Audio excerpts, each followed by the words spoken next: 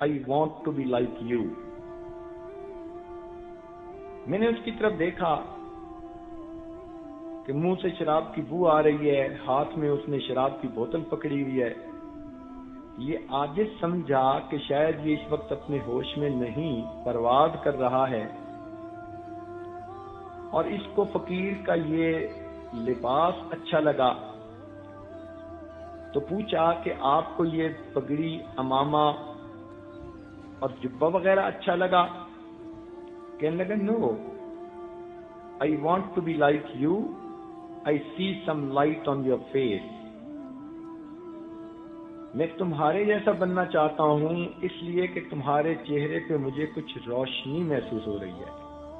دل میں فوراً خیال آیا کہ اے اللہ، ہو سکتا ہے اس کے لیے ہدایت کا وقت ہو. تو اس عاجز نے کہا کہ you can be even better than me, آپ تو مجھ سے بھی بہتر ہو سکتے ہیں. وہ کہنے لگا okay I am just coming.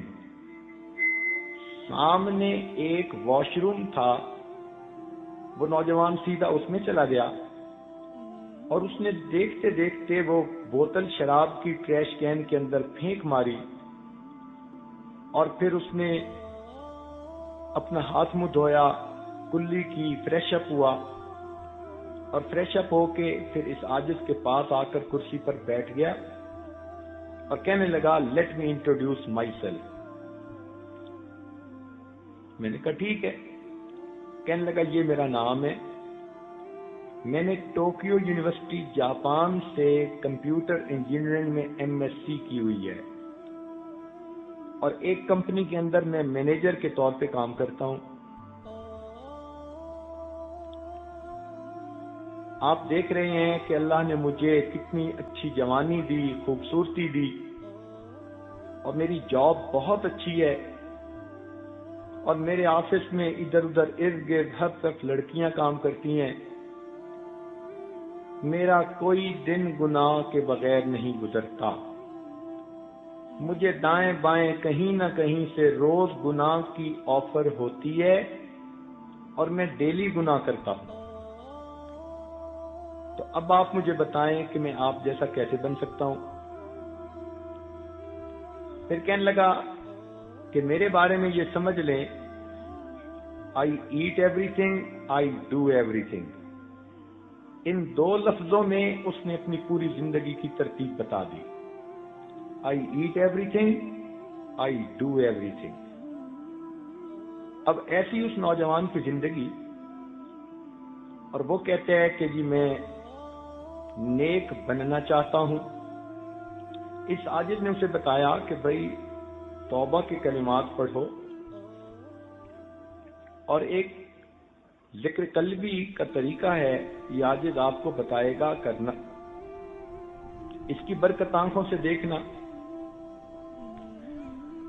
وہ کہنے لگا مگر مجھے یہ بتائیں کہ میں گناہ سے کیسے بچ سکتا ہوں؟ یہ جو میرے آگے پیچھے ہر وقت حور پریاں پھرتی ہیں، یہ مجھے گناہ سے پیچھے رہنے نہیں دیتی. اس عاجز نے کہا کہ آپ کے لیے بچنا مشکل ہے، اللہ تعالیٰ کے لیے بچانا آسان ہے. آپ اس عمل کو کر دیکھو، اس کی برکتیں دیکھنا. کہنے لگا ٹھیک. وہیں بیٹھے بیٹھے اس عاجز نے اس کو بیٹھ کے کلمات پڑھائے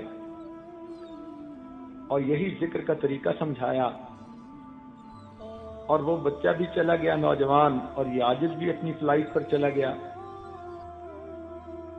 3 مہینے کے بعد اس کا خط آیا. اس عاجز نے اب بھی اس کو اپنے ریکارڈ میں محفوظ رکھا ہے. تو اس خط میں اس نے 2 باتیں لکھی. پہلی بات تو اس نے یہ لکھی کہ میں 5 وقت کی نماز تو پڑھتا ہی ہوں، کبھی کبھی مجھے تہجد کی بھی نماز نصیب ہو جاتی ہے.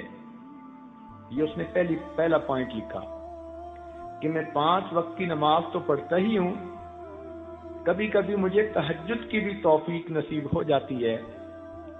اور دوسرا پوائنٹ اس نے لکھا، میں اس بات پہ حیران ہوں کہ گناہوں کے سمندر میں رہتے ہوئے میں گناہوں سے کیسے بچا ہوا ہوں. اس عاجز نے پھر اس کا جواب تفصیلی لکھا اور اس کو سمجھایا کہ ہمارے بزرگ فرماتے تھے ہمارے بڑوں کی دعائیں ہمارے گرد پہرا دیا کرتی ہیں، ہمارے بڑوں کی دعائیں ہمارے گرد پہرا دیا کرتی ہیں۔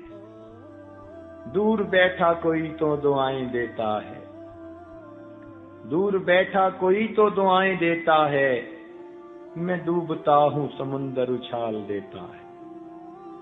اللہ تعالیٰ بندے کی گناہوں سے حفاظت فرما لیتے ہیں۔ ملتان شہر میں ایک دفعہ اس عاجز نے بیان کیا، جب بیعت کے لیے لوگ اکٹھے ہوئے تو اس عاجز نے دیکھا کہ ایک آدمی دوسرے کو کہہ رہا ہے کہ تم بھی بیعت ہو جاؤ، تم بھی بیعت ہو جاؤ۔ وہ کہتے ہیں ہو جاؤں گا ہو جاؤں گا۔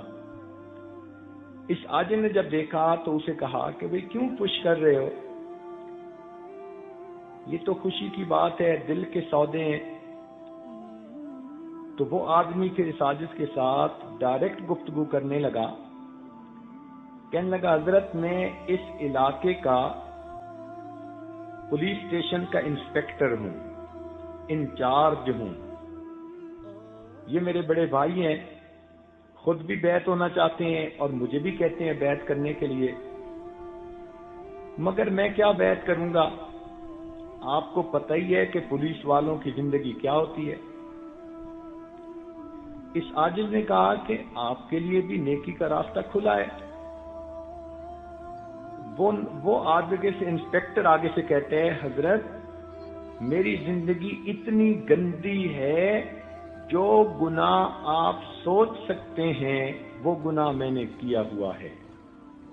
اب بتائیے کہ جو بندہ اپنی زبانی کہہ رہا ہے کہ جو گناہ آپ سوچ سکتے ہیں وہ گناہ میں نے کیا ہوا ہے، اس عاجز نے کہا کہ اس کے باوجود آپ کے لیے بھی نیکی کا راستہ کھلا ہے۔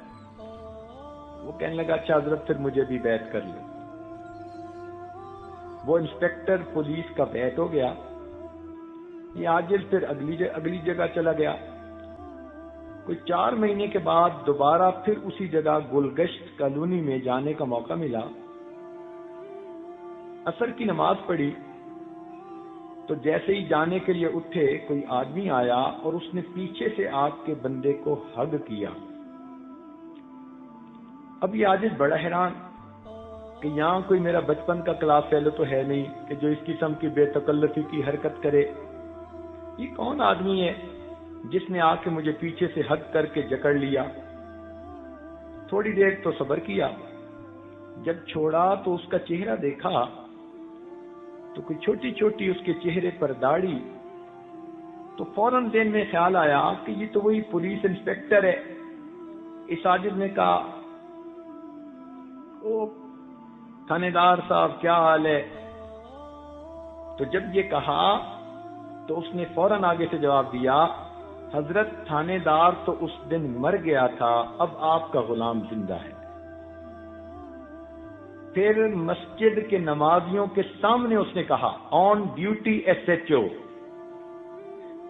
کہنے لگا حضرت میں اب نے چہرے پر سنت بھی سجا لی ہے، نیک بن گیا ہوں، میں تہجد کی نماز روزانہ گھر میں پڑھتا ہوں اور فجر کی اذان روزانہ اس مسجد میں آ کر میں خود دیا کرتا ہوں۔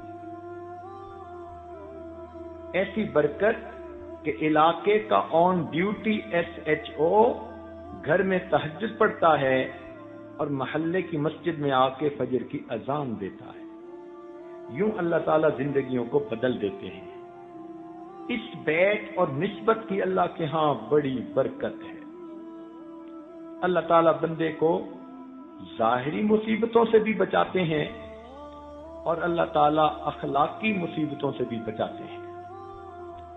چنانچہ ایک نوجوان فیکٹری میں مینیجر تھا، اس عاجز کا کولیگ تھا کسی زمانے میں۔